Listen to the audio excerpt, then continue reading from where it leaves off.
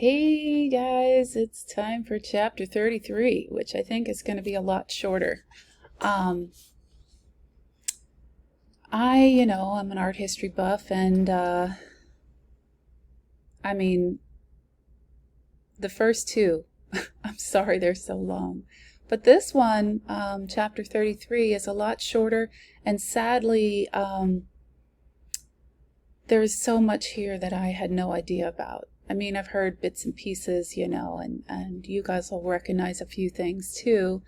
But I am so happy about this text. When I was researching art history text before beginning this class, I found it to be the most open to, everywhere. There's just everywhere they cover. It's, every culture, every religion, every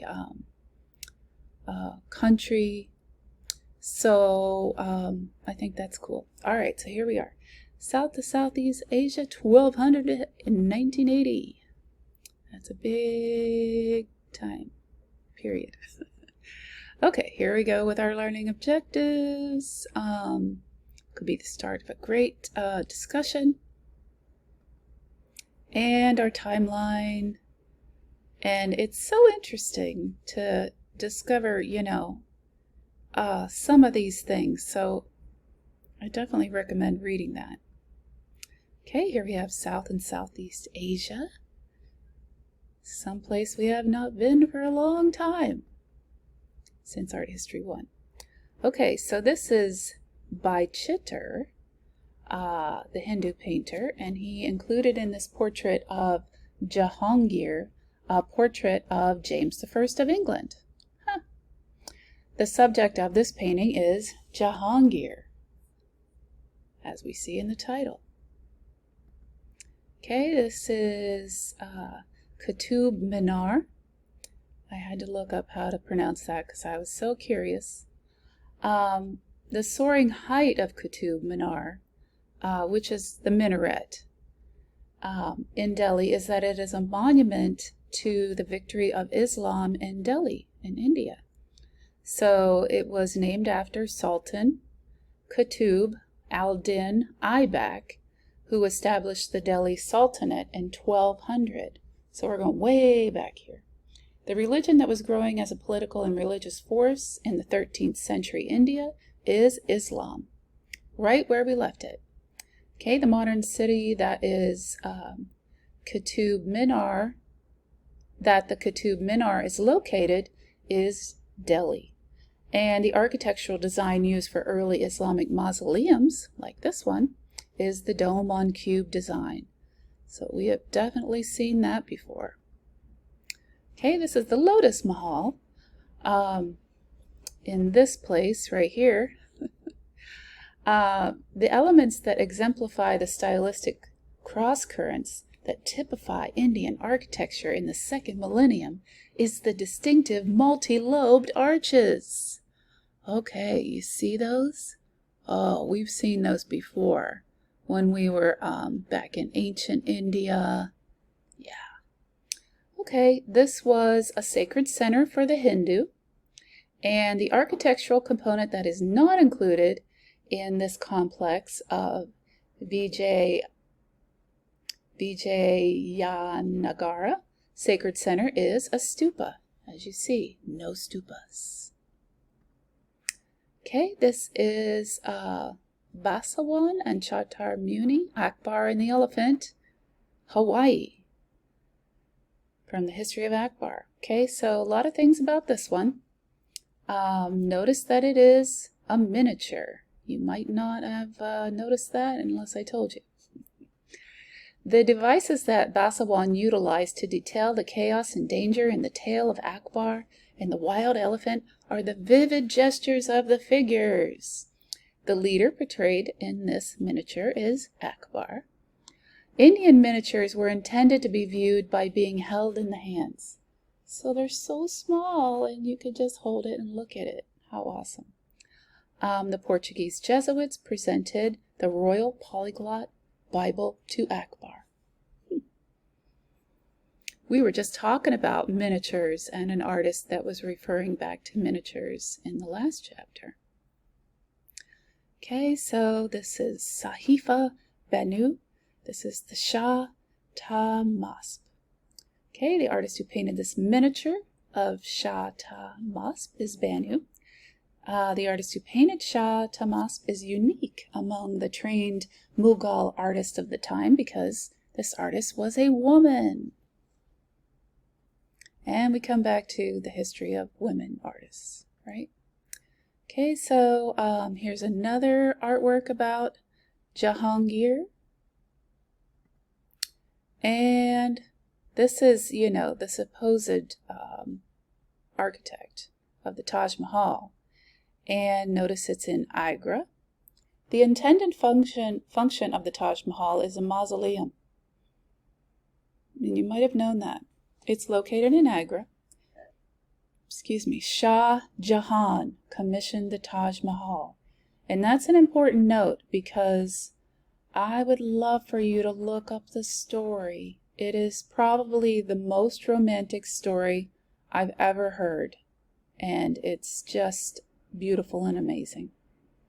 The architect of the Taj Mahal achieved a balance between verticality and horizontality by adhering to a strict system of proportions. Yeah, dude, this is like perfection. Okay, the detailed and inlaid decorative stonework of the Taj Mahal is called Pietra Dora. Even that name is pretty. Okay, here's Krishna. Ooh boy, Krishna is a god. The Hindu god shown with blue skin that appears in this miniature from the Punjab hills is Krishna.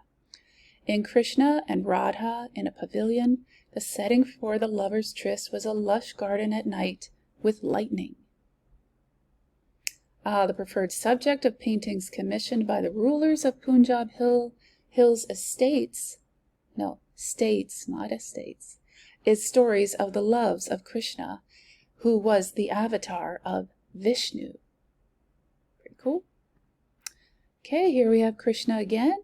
The literary work that inspired the production of hundreds of miniature paintings by Rajput artists in the 15th century is this book, the Gita Govinda.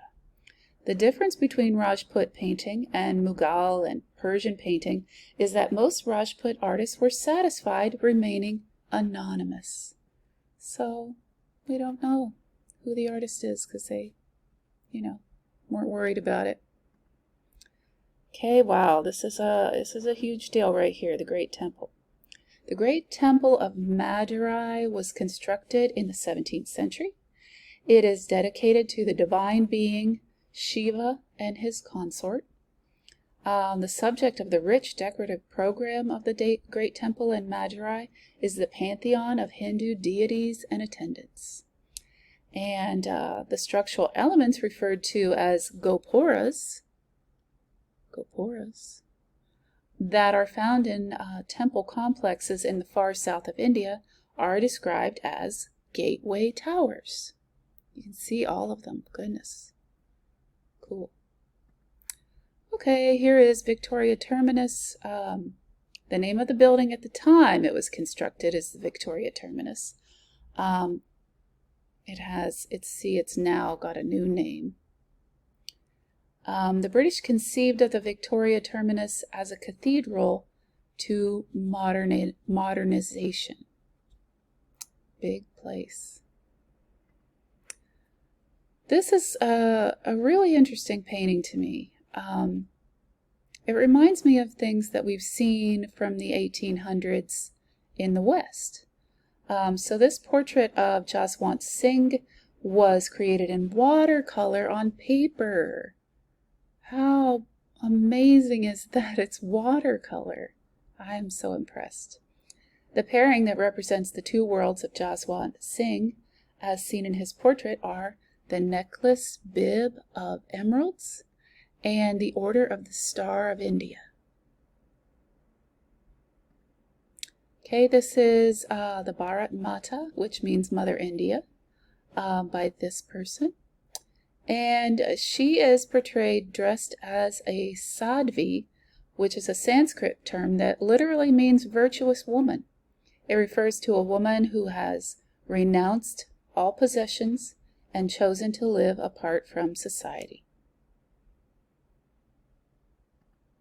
Okay, this is Mira Mukherjee's Ashoka at Kalinga. It's bronze. So the artist who created Ashoka at Kalinga is Mira Mukherjee, as we said. Okay, the term that art historians use for the stupa towers, we've seen those stupas in Art History 1, of the Thai temple complexes, such as the one at Wat Chai Watanaram, is prang. So they call this a prang, apparently. This Walking Buddha, the title is Walking Buddha. The modern country that inspired the Walking Buddha type statue with its distinctive approach to human anatomy is Thailand. Very different, very long arms. Yeah, cool. The Emerald Buddha is really big. Okay, so the Emerald Buddha from northern Thailand is probably made of green jade or jasper. For the Thai kings, the Emerald Buddha represents both religious and secular authority. The artwork that most clearly represents the dual nature of the Buddha is the Emerald Buddha. Okay, this is Shwedagon Pagoda. Probably saying that wrong, but the name of this structure, which is said to hold several hairs of the Buddha that he gave to two Burmese brothers just after his enlightenment, is the Shwedagon Pagoda. So it's like a reliquary almost, right? The Pha That Luang in Laos. So the date of the original construction of the Pha That Luang in Laos is 1566. Okay, this is a dish with two mynah birds. The modern day country in which this dish was produced is Vietnam. Okay, here we've got some additional notes. Very interesting, you know. They didn't gain independence from the British until 1947. Wow. And then we've got some discussion questions, such as why is the Walking Buddha unusual, right? So very good starts to a discussion or a paper. Okay, done.